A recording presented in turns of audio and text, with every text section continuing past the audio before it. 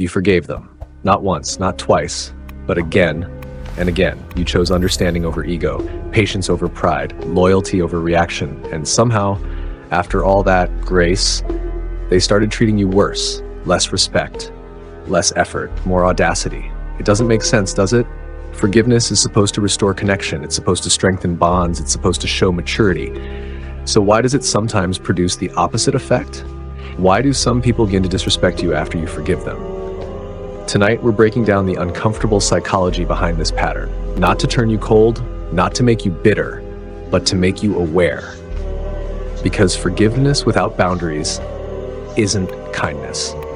It's permission.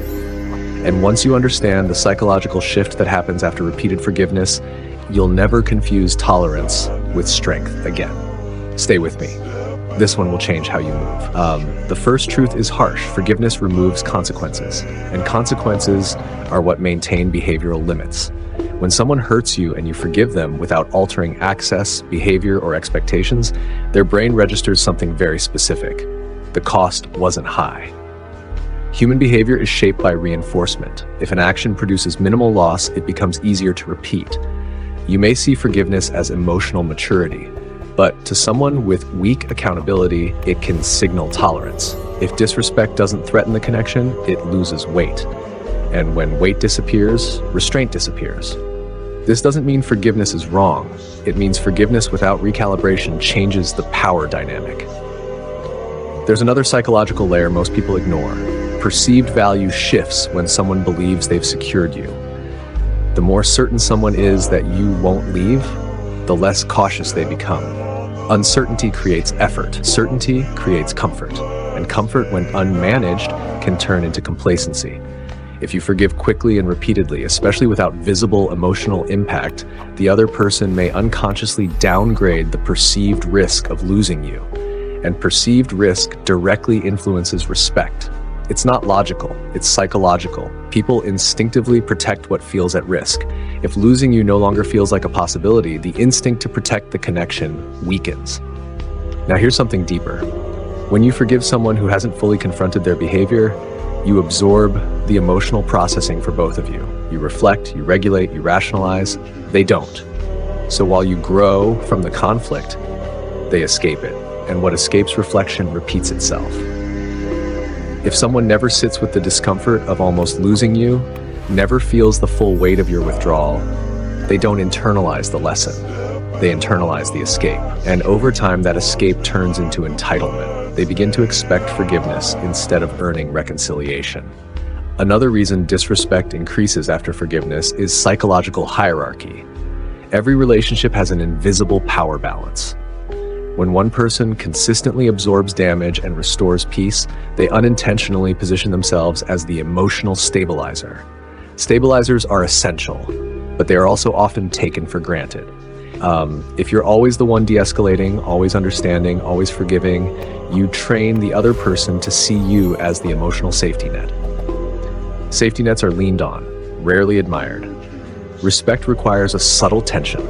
The awareness that your presence is valuable, but not guaranteed. When forgiveness eliminates that tension completely, hierarchy shifts. And once hierarchy shifts, behavior follows. There's also projection involved. Some people lose respect for those who forgive them because your forgiveness reminds them of their own failure. Your grace highlights their weakness. Your patience exposes their impulsiveness. And instead of rising to your level, some people cope by devaluing you. If they convince themselves that you're too soft, too emotional, or too available, they don't have to confront their own shortcomings. It's easier to label your forgiveness as weakness than to admit they mishandled someone strong. This is a defense mechanism, and it's more common than most people realize. Now let's talk about boundaries. Forgiveness without boundaries feels noble, but psychologically, boundaries are what define self-respect. If someone crosses a line and nothing structurally changes, no new standards, no altered access, no behavioral adjustments, your forgiveness becomes invisible. It blends into tolerance. And tolerance communicates something subtle but powerful. I will endure. Endurance is admirable in hardship. But in relationships, endurance without enforcement invites repetition. Respect grows where limits exist, not where pain is absorbed silently. Here's the part that requires honesty. Sometimes we forgive quickly because we fear loss more than we value leverage. We don't want distance. We don't want silence. We don't want disruption. So we rush to repair. But rushing to repair often skips recalibration. And without recalibration, the relationship returns to the same structure that allowed the disrespect in the first place. When someone senses that your primary fear is disconnection, they unconsciously gain control. Control reduces caution. Reduced caution increases disrespect, not because they planned it, but because human nature relaxes around guaranteed acceptance. But let's be clear, forgiveness itself is not weakness. Forgiveness is power. The problem isn't forgiving. The problem is forgiving without evaluation. True forgiveness can coexist with reduced access. It can coexist with new boundaries. It can coexist with consequences. You can release resentment while still requiring growth. You can let go emotionally while still adjusting behaviorally. And when forgiveness is paired with structural change, respect doesn't decrease, it increases. Because now your grace has weight. So why do people start disrespecting you after you forgive them? Because consequences disappeared. Because perceived risk faded, because they avoided accountability, because hierarchy shifted, because projection protected their ego, because boundaries weren't reinforced. But here's what matters most.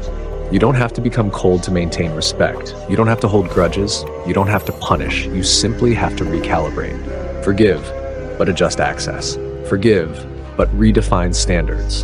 Forgive, but let behavior determine closeness. Respect isn't built on how much you endure. It's built on how clearly you define your limits. And here's the shift that changes everything. The strongest forgiveness isn't the one that says it's okay. It's the one that says, I release this, but it won't happen again. Once people realize your grace doesn't erase consequences, they start moving differently. And the ones who don't, they remove themselves. Either way, you win. Remember this, kindness without boundaries invites control. Kindness with boundaries commands respect. Choose wisely.